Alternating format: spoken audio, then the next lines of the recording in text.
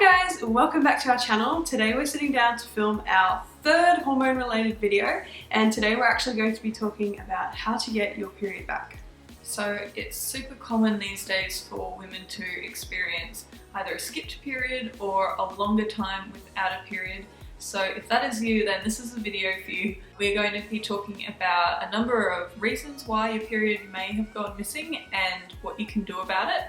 And of course, there may be some more complex reasons behind why your period's gone missing. So we are going to chat about that as well, so that you can go and potentially get that checked out if your body doesn't respond to some of these natural tips that we're going to chat about. But I think on that note, we'll get started with the tips. So our number one tip is to reduce stress. So you may have heard of something called pregnenolone steal. So pregnenolone is basically our precursor to DHEA and our female sex hormones. So when we're really stressed out, pregnenolone is actually stolen to form our stress hormone cortisol. So you can see that in periods when we're really stressed out, we're forming more cortisol and kind of taking away from our natural female hormone production.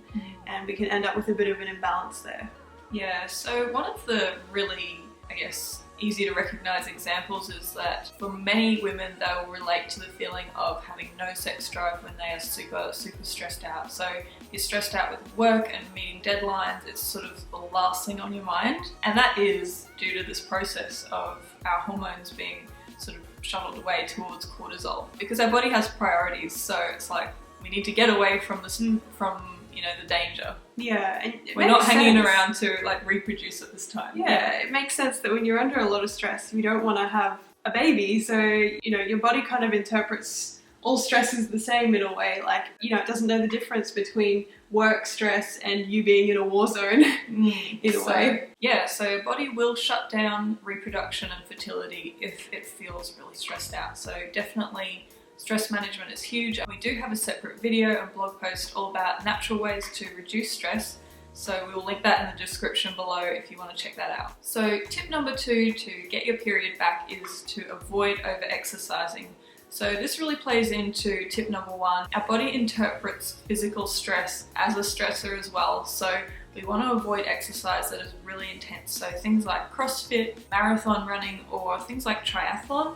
Those really intense either endurance or heavy weightlifting related sports. It's a little disappointing because I feel like women, we want to keep up with men, and men can just do a lot more of the stressful activities without harming their hormones, although they can as well. And I feel the other part is that a lot of the voices in a lot of the wellness fields, often it's men. So we're talking about things like hardcore fasting and CrossFit and all of these kind of physical things. They're not necessarily suitable women, or it can put that delicate hormone balance out of whack.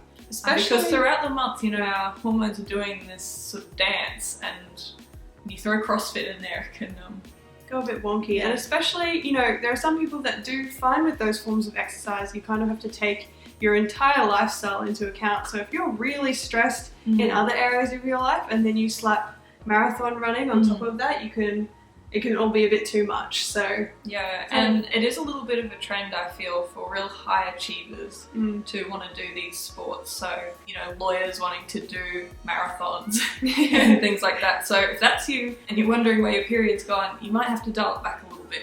Because harder is not always better. And it doesn't always mean even that you have to stop doing it altogether. You could just reduce the frequency of that activity and start subbing in more gentle forms of activity. So some good ones would be like restorative yoga and just plain old walking. Okay, so our third tip is don't over restrict your calories. So we see really often in people that are doing either yo-yo dieting or they've been on a long-term calorie restricted diet, either they're trying to lose weight or for some other kind of reason. These people often lose their period because it is, as we said, another form of stress on the body. It doesn't want to reproduce in a time of starvation. So it is another stressor. It's another message to the body that these are not the conditions of reproduction, basically. And so you can really see for women's bodies, we need to send that message to our body that it's safe, that we're happy, we're fed, secure, we're fed, that these are the conditions to be fertile. When those aren't the messages that we're sending to our body, it can respond with a loss of period. that. So definitely do not over restrict calories. So tip number 4 for getting your period back is to check your body fat percentage. So for women, it's healthy to be around between 20 to 30% body fat. And depending on your specific body type and things, if you're going significantly below that range, you can run into issues with loss of your period. So it's actually quite common for elite athletes and things when they're very, very lean to lose their period. It's basically for the same reason as we just spoke about before. It's kind of like the body interprets that as these are not the conditions that we need to support the growing of a baby, basically. Yeah. And whether you're looking to get pregnant or not, if you are missing the period, it's sort of, you want that natural, healthy monthly cycle, whether you're looking to conceive or not. So I think sometimes women think, oh yes, like I've lost my period, that was a pain anyway, but really what it's saying is that your body is not at its optimal health, and we want to be in our optimal health. So number 5 is you could try increasing your carbohydrate intake. So often on a paleo diet, people can accidentally start eating a very low carb diet. And that's because we're eliminating some of the major sources on a Western diet, which are unhealthy because they're refined carbohydrates. But then swapping to whole foods, we can end up kind of mistakenly under eating carbs. So yeah, so under sort of a standard Western diet, you think about how much you'd eat sandwiches, oats and breakfast cereals and things. So our carbohydrate levels would be really high in most cases. So yeah, switching to a paleo diet, if you're not eating enough fruits and starches or root vegetables, you could be very, very low in carbohydrate. And again, going really low carb can be a bit of a stress on the body. Again, we've said it so many times, and some women do really well with it. So it's not to say that, you know, a low carb or ketogenic diet is completely off the table and not suitable for anyone. Some women are fine with that. Again, when we take into context their whole lifestyle.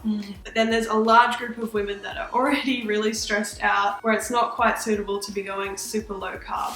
And in this case, you might want to bump it up to about 100 to 200 grams of carbohydrates a day, kind of like a moderate carbohydrate intake. Yeah, and again, looking for that from your whole food and paleo sources. So don't forget about fruit. A lot of people forget about fruit.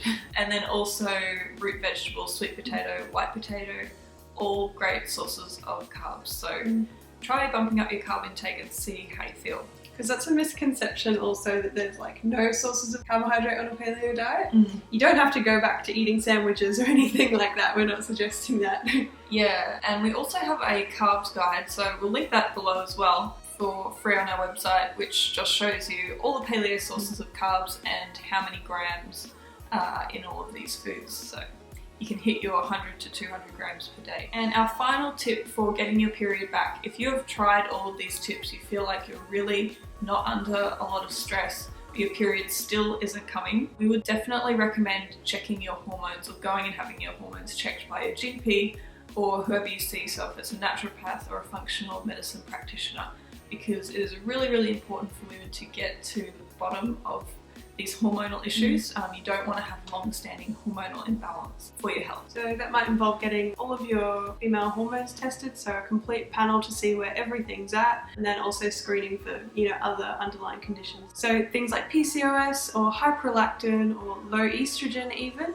Or high testosterone. Yeah. So there are quite a few imbalances that can be picked up through a test that will help you to find the root cause and actually address that, because if you're not responding to the reduction of stress and these other tips that we mentioned, it's really important to get to the bottom of what's happening with your body. So those are all of our tips for you guys. If you enjoyed this video, please leave it with a thumbs up. And if you have any questions, as always, leave them in the comment section below. Make sure that you're subscribed for future videos, and we will see you in the next one. Bye guys! We're excited to announce that enrollments have reopened for our gut health course, Get Glowing Online. Inside the course, we guide you step by step through the diet and lifestyle changes that support inner health. Enrollments close on the 29th of October and won't reopen until 2018. We can't wait to see you there.